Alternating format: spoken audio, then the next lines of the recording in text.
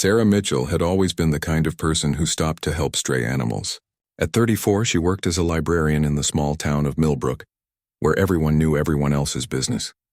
Her Tuesday evening walks through Oakwood Cemetery had become a routine, a peaceful way to unwind after long days surrounded by books and whispered conversations. The cemetery sat on the edge of town, its ancient oak trees casting long shadows across weathered headstones. Sarah found comfort in the quiet solitude, often bringing flowers to place on forgotten graves. She believed every person deserved to be remembered, even in death.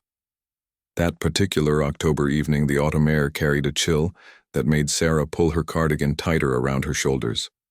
Golden leaves crunched beneath her feet as she followed the familiar winding path between the graves. The sun was setting earlier now, painting the sky in shades of orange and pink. As she rounded the corner near the old mausoleum, Sarah heard it, a soft whimpering that seemed to echo through the stillness. She stopped, straining to listen. The sound came again, weak and desperate. Following the noise, she discovered a small golden retriever lying beside a simple granite headstone. The dog appeared to be injured, its left hind leg bent at an unnatural angle. Sarah's heart immediately went out to the suffering animal. She approached slowly, speaking in gentle tones. The dog looked up at her with pain-filled brown eyes but didn't try to move away. There was something heartbreaking about the way the animal seemed to be guarding that particular grave, as if it refused to leave despite its obvious distress. Kneeling beside the dog, Sarah noticed it wore a faded red collar, but no identification tags. The poor creature was thin, suggesting it had been there for several days without food or water. What struck her most was the dog's unwavering focus on the headstone, as if it was waiting for someone who would never return. The grave marker was simple and clean, reading Margaret Ellen Foster, 1943-2023, beloved wife and mother. Fresh flowers had been placed there recently, their petals now scattered by the wind. Sarah wondered if this dog had somehow belonged to Margaret, or if there was another explanation for its vigil. Without hesitation, Sarah gently lifted the injured dog, surprised by how light it felt. The animal didn't resist, instead seeming grateful for the human contact. She carried it carefully to her car, speaking soothingly as she drove to the emergency veterinary clinic on the other side of town. Dr. James Richardson, the veterinarian on duty, examined the dog thoroughly. The x-rays revealed a broken leg that would require surgery, along with signs of dehydration and malnutrition. While the dog received treatment, Sarah filled out the paperwork, providing her contact information and agreeing to cover the medical expenses. Something about the dog's devotion to that grave had touched her deeply. Even though she already had 2 cats at home and lived on a modest salary, she couldn't bear the thought of the animal suffering alone. She decided to take responsibility for its care, at least until they could locate its rightful owner. The veterinary staff was impressed by Sarah's compassion. Dr. Richardson mentioned that many people wouldn't have stopped to help a stray animal, especially one that required expensive medical treatment. But Sarah insisted it was simply the right thing to do. As she sat in the waiting room during the dog's surgery, Sarah found herself thinking about Margaret Foster. She made a mental note to research the woman's obituary and try to understand the connection between her and this mysterious dog.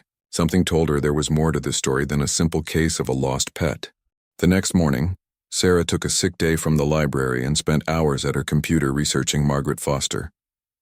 What she discovered made her heart sink with sadness. Margaret had died 3 months earlier from cancer, leaving behind a husband of 50 years, Robert Foster, and 2 adult children who lived in different states.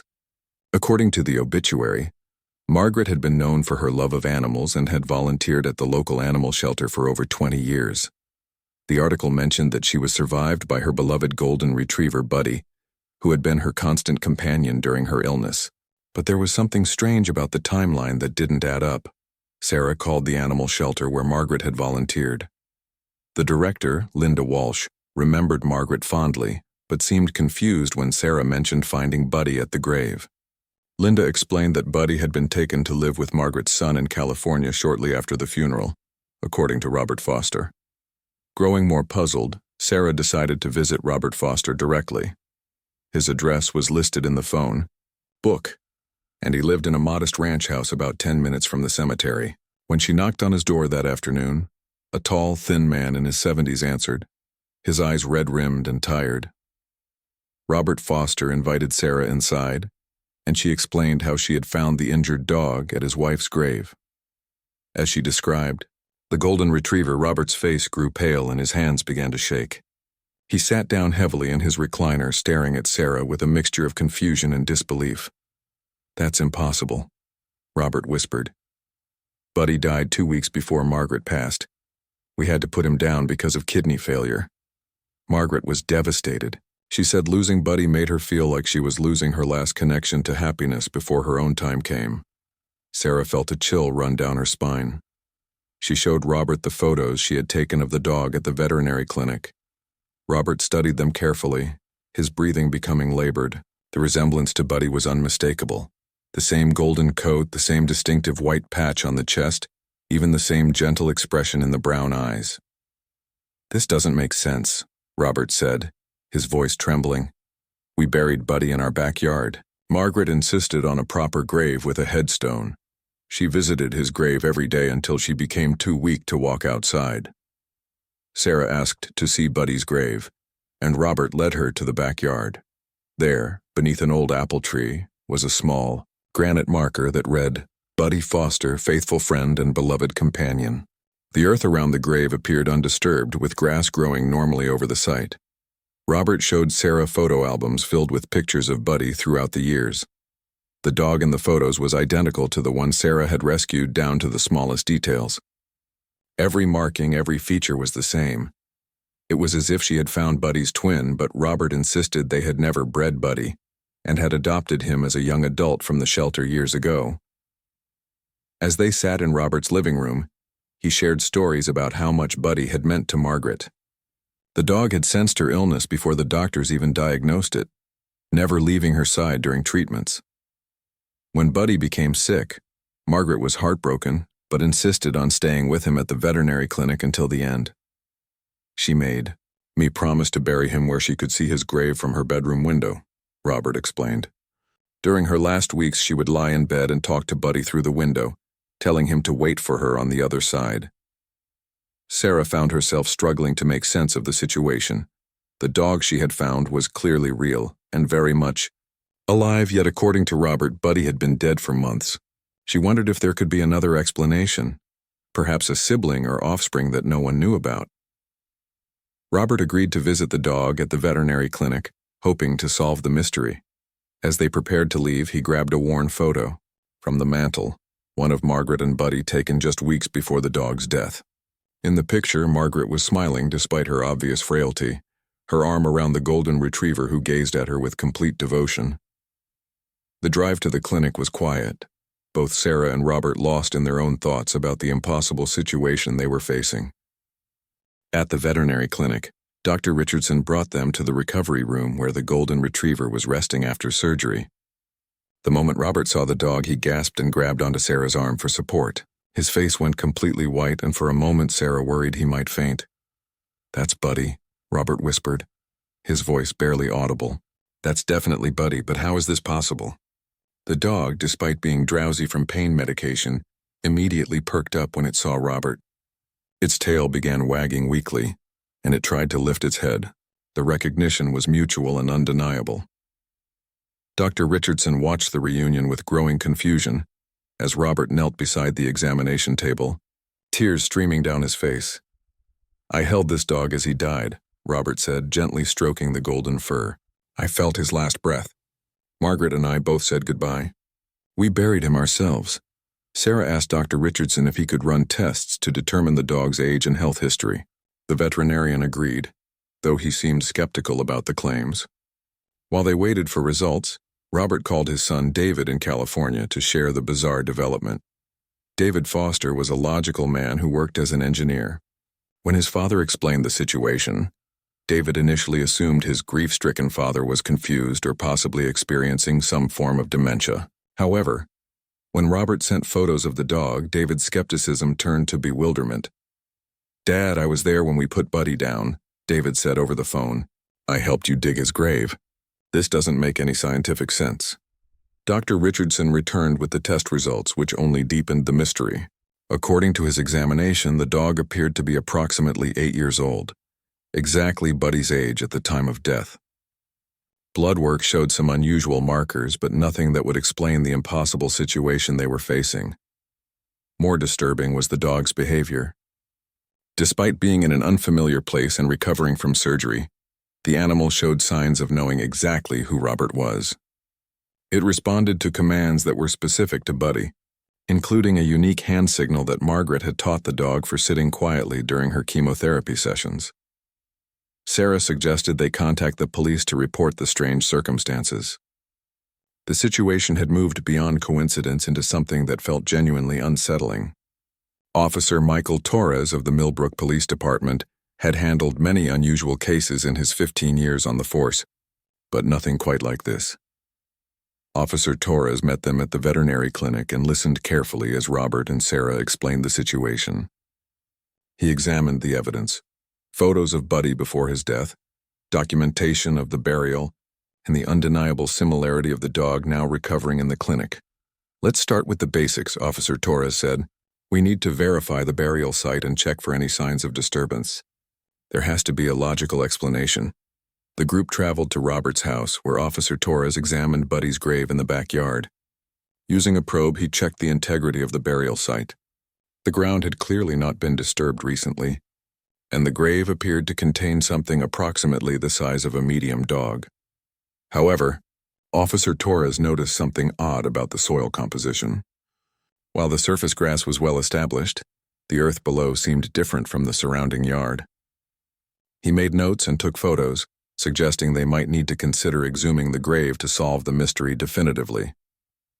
Robert was hesitant about disturbing Buddy's final resting place, but the need for answers was overwhelming. The situation was affecting his mental health and his ability to grieve properly for his wife. He agreed to allow the exhumation if it would provide clarity. As evening approached, Officer Torres arranged for the county coroner's office to assist with the exhumation the following day. He also began researching similar cases, though he admitted to Sarah privately that he had never encountered anything quite like this situation. That night, Sarah stayed at the veterinary clinic with the dog, which continued to improve physically. However, its behavior remained unsettling. The animal seemed to be searching for something or someone, occasionally whimpering and looking toward the window as if expecting Margaret to appear. Dr. Richardson mentioned that in his 20 years of practice, he had seen animals display unusual behaviors after traumatic experiences, but nothing that could explain the dog's apparent resurrection or its knowledge of people and places from Buddy's life. As Sarah sat with the dog through the night, she began to worry about what they might discover when they opened Buddy's grave the next day. The next morning brought an unseasonably cold October day, with gray clouds hanging low over Millbrook. Sarah arrived at Robert's house to find Officer Torres already there, with 2 technicians from the county coroner's office and a representative from animal control. Robert stood by his kitchen window, watching the team prepare to exhume his beloved pet's grave. His hands shook as he sipped his coffee, and Sarah could see the emotional toll this ordeal was taking on the elderly widower. She offered to stay with him during the process, but Robert insisted on witnessing whatever they might discover. The exhumation began methodically. The team carefully removed the sod and began digging, photographing each layer as they proceeded. About 3 feet down, they encountered what appeared to be a wooden box, the makeshift coffin Robert had built for Buddy months earlier. Officer Torres asked Robert to confirm that this was indeed the container he had used. Robert nodded, recognizing the simple pine construction and the metal nameplate he had attached to the top. The box appeared to be in the same condition as when they had buried it, with no signs of tampering or disturbance. When they opened the wooden coffin, everyone present gasped in shock. Inside was the decomposed remains of a golden retriever, approximately the right size and age to be Buddy. The collar around the skeleton's neck was identical to the one Robert remembered. Red leather with a small bell that Margaret had attached because she loved the gentle sound it made, but there was something terribly wrong with the remains. The skeleton was incomplete, missing several key bones, including parts of the spine and one of the hind legs. More disturbing was the presence of what appeared to be surgical hardware. metal pins and plates that had never been part of Buddy's medical history. Dr. Sarah Chen, the veterinary pathologist who had been called to examine the remains, frowned as she studied the bones. This animal had extensive orthopedic surgery at some point, she explained. Multiple fractures that were repaired with metal implants. But according to the medical records, Buddy never had any broken bones or surgical procedures. Officer Torres documented everything carefully, while Dr. Chen collected bone samples for further analysis. The metal implants bore manufacturer marks that could be traced, potentially leading to the veterinary clinic where the surgeries had been performed. Meanwhile, back at the animal clinic, the dog that looked like Buddy was showing increasingly strange behaviors. Dr. Richardson reported that the animal had been whimpering and scratching at its kennel door since early morning, as if it sensed something happening elsewhere. Sarah suggested they bring the dog to Robert's house to see how it reacted to the exhumation site. Against Dr. Richardson's medical advice, they carefully transported the recovering animal to witness the bizarre scene in Robert's backyard. The moment the dog saw the open grave and the exposed remains, its reaction was unlike anything anyone had ever witnessed. The animal began howling with a sound so mournful and desperate that it sent chills through everyone present. It struggled against Sarah's gentle restraint, trying to reach the graveside despite its injured leg. Robert broke down completely at this point, sobbing as he watched the dog's anguished response. "That's exactly how Buddy used to cry when Margaret was in pain during her treatments," he said through his tears. He would howl like that when he knew she was suffering. Officer Torres made the decision to expand the investigation. The incomplete remains, the unexplained surgical hardware, and the mysterious appearance of an identical dog suggested something far more sinister than a simple case of mistaken identity. He contacted the FBI's regional office, explaining that they might be dealing with a case involving illegal activities related to animal experimentation or trafficking. The federal agents were initially skeptical but agreed to send a specialist after reviewing the photographic evidence and Dr. Chen's preliminary findings. Dr. Chen's analysis revealed additional disturbing details. The bone marrow in the skeletal remains showed signs of unusual mineral deposits, suggesting the animal had been exposed to specific chemicals or medications not typically used in standard veterinary care. The surgical implants were traced to a manufacturer that supplied research facilities and experimental laboratories. As the day progressed, the pieces of a horrifying puzzle began to emerge. Someone had taken Buddy's body after death and subjected it to experimental procedures, but that still didn't explain the existence of the living dog that was genetically and behaviorally identical to the deceased pet agent. Jennifer Walsh from the FBI arrived that evening and immediately recognized the implications of what they had discovered. She had worked on cases involving illegal animal research and biomedical experiments conducted outside proper oversight. This suggests we're dealing with someone who has access to advanced cloning or genetic replication technology, Agent Walsh explained to the group. The surgical modifications to the remains indicate experimental procedures that go far beyond normal veterinary practice. The investigation was about to take a much darker turn, and Sarah realized that her simple act of helping an injured dog had uncovered something truly sinister happening in their small town. Agent Walsh wasted no time in launching a full investigation. She began by examining the surgical implants found in Buddy's remains, tracing the serial numbers to their source. The metal plates and pins had been manufactured by Biodyne Medical, a company that supplied equipment exclusively to research facilities and university laboratories. The trail led to Dr. Marcus Webb, a researcher who had been dismissed from the state university 2 years earlier for conducting unauthorized experiments on laboratory animals. Dr. Webb had relocated to Millbrook and established what appeared to be a legitimate veterinary research facility on the outskirts of town, complete with proper licensing and government permits. Sarah accompanied Agent Walsh and Officer Torres to Webb's facility, located in a converted warehouse surrounded by high fences and security cameras. The building bore a simple sign reading, Advanced Animal Health Research Institute, and appeared to operate as a legitimate business during normal hours. Dr. Webb, a thin man in his 50s with nervous mannerisms, seemed genuinely surprised by their visit. He welcomed them into his reception area and answered their initial questions cooperatively. When shown photos of Buddy's remains and the surgical implants, He claimed no knowledge of the specific procedures or hardware. However, Agent Walsh noticed several inconsistencies in Dr. Webb's responses. His research facility was equipped with far more advanced technology than would be necessary for standard veterinary research. Through the windows of his laboratory, she could see sophisticated genetic sequencing equipment and what appeared to be cloning apparatus. While Dr. Webb was distracted by Officer Torres's questions, Agent Walsh discreetly photographed equipment serial numbers and noted the presence of several animals in specialized containment units.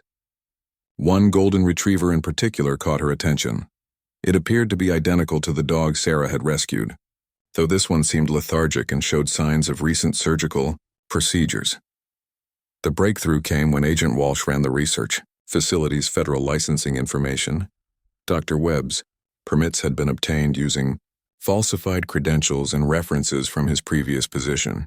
More importantly, his research proposals mentioned advanced genetic replication studies and post-mortem cellular revival experiments. Armed with a federal search warrant, the team returned to the facility the following morning. What they discovered inside was far worse than anyone had imagined.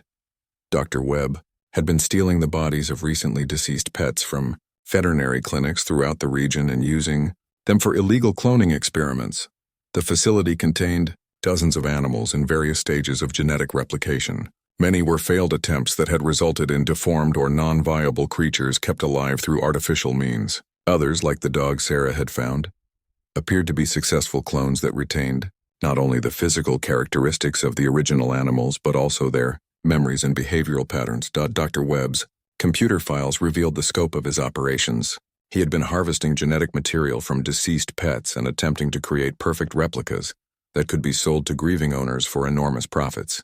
His ultimate goal was to develop a commercial cloning service that would promise pet owners the return of their beloved companions. The technology he was using was experimental and highly illegal, involving procedures that caused immense suffering to the cloned animals. Many of the creatures in his facility were kept alive despite severe genetic abnormalities and constant pain. The successful clones, like Buddy's duplicate, often retained traumatic memories from the original animal's death and showed signs of severe psychological distress. Agent Walsh discovered that Dr. Webb had targeted Margaret Foster specifically because of her reputation as an animal lover and her husband's obvious grief over losing both his wife and dog. Webb had planned to approach Robert with an offer to resurrect Buddy for a substantial fee, using the successful clone as proof of his capabilities. However, the cloned Buddy had escaped from the facility during a power outage 3 weeks earlier. Security footage showed the dog breaking free from its containment and disappearing into the nearby woods. It had apparently spent weeks trying to find its way back to the only home it remembered, Margaret's gravesite where the original Buddy had loved to accompany his owner. The rescue operation for the animals in Webb's facility was extensive and heartbreaking. Veterinary teams from across the state were called in to evaluate and care for the dozens of cloned creatures, many of which had to be humanely euthanized due to severe genetic defects and suffering. The successful clones, including the dog Sarah had found, presented an ethical dilemma. While they appeared healthy physically, they carried the memories and emotional trauma of their original selves' deaths. Veterinary behaviorists determined that these animals would require extensive rehabilitation to overcome their psychological distress. Dr. Webb was arrested on multiple federal charges including animal cruelty, illegal genetic experimentation, theft of biological materials, and fraud. His research was shut down permanently, and his equipment was seized as evidence. For Robert Foster, the revelation brought a mixture of relief and renewed grief. While he finally understood what had happened to Buddy's remains, he now faced the decision of what to do with the clone that bore all of his beloved pet's memories and personality traits. The weeks following Dr. Webb's arrest brought difficult decisions for everyone involved in the case.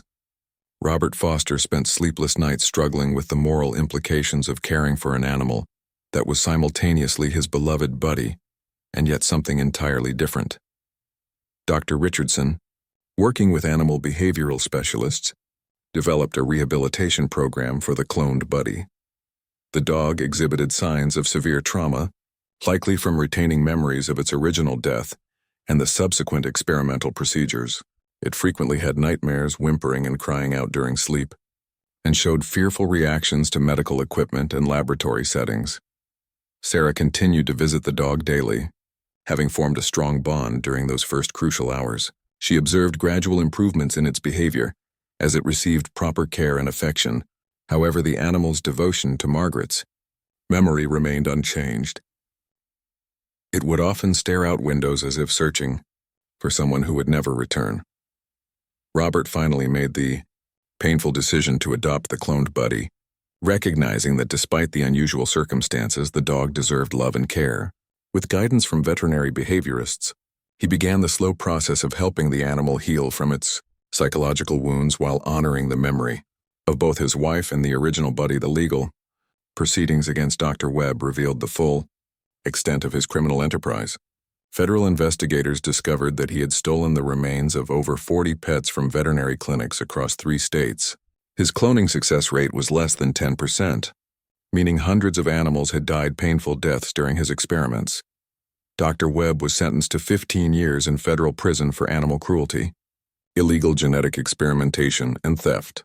His conviction led to stricter regulations on genetic research facilities and increased oversight of veterinary disposal practices to prevent similar crimes. Agent Walsh worked with state legislators to pass Buddy's Law, requiring secure tracking of deceased pet remains and mandatory reporting of any suspicious research activities involving animal genetic material. The legislation also provided funding for animal rehabilitation programs and increased penalties for illegal cloning operations. The other surviving clones from Webb's facility faced varying fates. Some were adopted by families willing to provide specialized care for their unique needs. Others were placed in sanctuary facilities equipped to handle animals with genetic modifications and psychological trauma. A few, sadly, had to be euthanized due to severe genetic defects that caused constant suffering. Sarah's role in uncovering the criminal operation earned her recognition from animal welfare organizations across the country. However, she preferred to focus on the positive outcome, that dozens of animals had been rescued from ongoing suffering and that future pets would be protected by stronger laws. Robert T. Foster gradually found peace with his decision to care for the clone Buddy. While the dog would always carry the emotional scars of its unusual origins, it also brought him comfort during his continued grief over Margaret's death. The animal's presence helped him feel connected to happier memories of his life with his wife. The dog itself showed remarkable resilience over time. With patient care and consistent love, its nightmares became less frequent and its fearful behaviors diminished. It never fully lost its protective instincts toward Margaret's memory, often bringing flowers from Robert's garden to place near her photograph in the living room. Dr. Richardson documented the case extensively for veterinary journals, contributing valuable research on the psychological effects of cloning on animals. His work helped establish protocols for identifying and treating cloned animals that might be discovered in the future. The cemetery where Sarah first found the dog implemented new security measures and began working with local animal control to monitor for abandoned animals. Margaret's grave became a site that Sarah visited regularly, bringing fresh flowers and sometimes accompanied by Robert, and the rehabilitated Buddy Officer Torres used his experience with the case to develop training programs for law enforcement on recognizing signs of illegal animal research. The bizarre circumstances had taught him that even the most unlikely scenarios could reveal serious criminal activity. 1 year after the discovery, Sarah organized a memorial service at Oakwood Cemetery for all the animals who had suffered in Dr. Webb's facility. The community gathered to remember the victims and celebrate the survivors. With Robert and the cloned Buddy playing central roles in the healing ceremony, the case became a landmark example of how one person's compassion for a suffering animal could uncover widespread criminal activity and ultimately protect countless other creatures from harm. Sarah's simple act of stopping to help an injured dog had saved dozens of animals and brought justice to those who had been exploited. As for the cloned Buddy, he continued to live with Robert, gradually finding peace while carrying forward the memory of the love shared between Margaret and the original Buddy. Their story served as a reminder that while science can replicate genetics, it cannot truly recreate the unique bond between humans and their beloved pets, a bond that exists beyond physical form and touches something deeper in the soul.